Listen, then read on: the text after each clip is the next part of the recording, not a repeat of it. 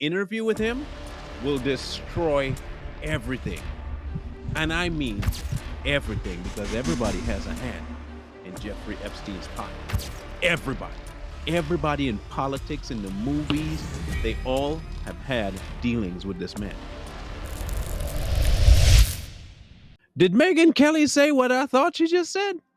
Maybe I'm tripping and I'm hearing things. That can't possibly be what she just said. You decide for yourself. Listen up. And we're not done with Jeffrey Epstein. I can tell you that for a fact. Can't tell you how I know, but I can tell you for a fact we're going to hear a lot more about Jeffrey Epstein in the coming year. And you may be even hearing from him directly. More on that as I'm allowed to tell you. We are going to be hearing from Epstein, maybe by himself. Okay, look, okay. So let's recap some things about the Epstein guy. He went to prison. That's what they say. And he was in his cell.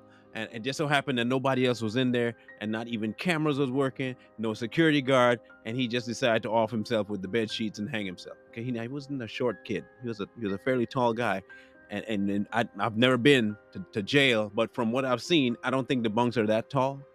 But I digress. So if Megyn is saying that we're going to be hearing a lot more about and from, what did she mean? Is he alive? Is she saying that Epstein is alive? Let's run down two different roads, shall we? Let's say that he is. Then the bombshell that she's going to come with an interview with him will destroy everything. And I mean everything, because everybody has a hand in Jeffrey Epstein's pocket. Everybody. Everybody in politics, in the movies, they all have had dealings with this man. If he is still alive, and Megyn Kelly somehow has him as a trump card, no pun intended, in his back pocket, you know what kind of mess that could put a whole lot of people in? Now, that's less plausible to me, and here's why. There are way too many powers that be that would allow Megyn Kelly or anyone else to get close enough to Epstein, if he's alive, to interview him. Look, you want to see bodies pile up?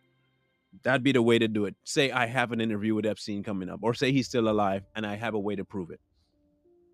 I do not believe that this is going to be something along those lines where she's going to say, hey, he ain't dead, and here's the proof. We sat down with him. The second road is this, that before he died, they had an interview with Epstein, either while he was in prison or while he was waiting to be sent to prison. I could easily see that Megyn Kelly has tapes of him talking long before he died in prison. I am not saying that Jeffrey Epstein is alive or dead, but if he is alive, there's no way you're going to get him to talk. And if he is dead, he didn't do it himself. So if he had an interview with Megyn Kelly before this all kicked off, that would make the most sense, because he would have been one of the less seen individuals on the public spectrum.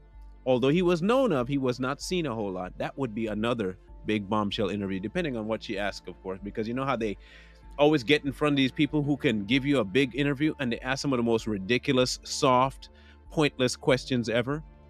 I don't watch Megyn enough to know whether she can throw a hard ball at somebody. I don't know. Heck, I don't know anybody but Tucker that would be willing to ask some of the most difficult questions out there. So I can't say. I can't trust Megyn for that because I don't know.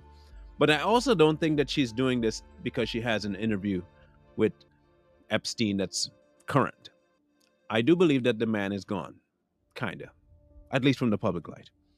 So in fact, you know what? I'll let you into my brain. It's a little scattered in there, but join me. If I got to be confused, y'all got to be too. It is not far-fetched for me to think that they staged his death. Okay? I can't say that it would be impossible to do that.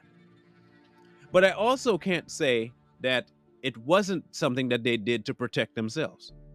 They could have done it both ways. They could have pretended he's dead and keep the circle going, or they could kill him and keep the circle going without him, and it's one less liability because he don't come out of the woodworks to talk about them. The elite could do that easily.